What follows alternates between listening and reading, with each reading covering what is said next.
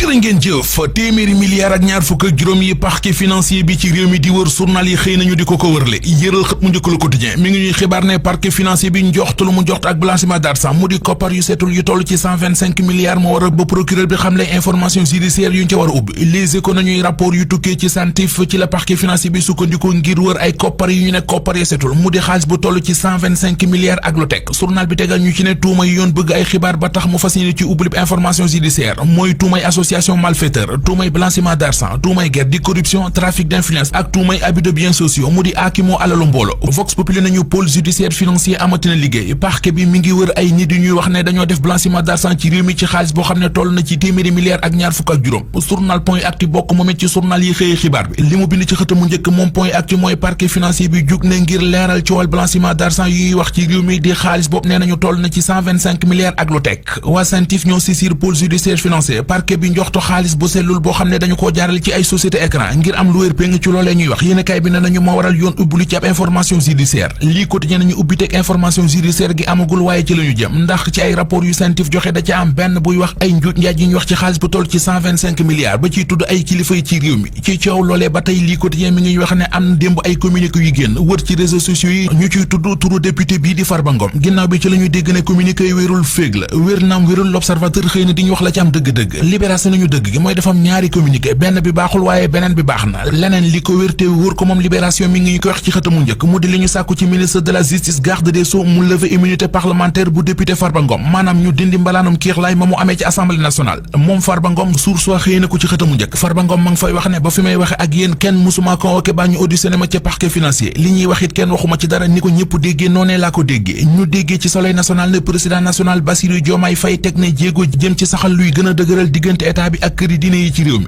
moom président de la république ma nga woon ca ziyaara bu famille omarienne bañ doon def ca Louga ci Bignona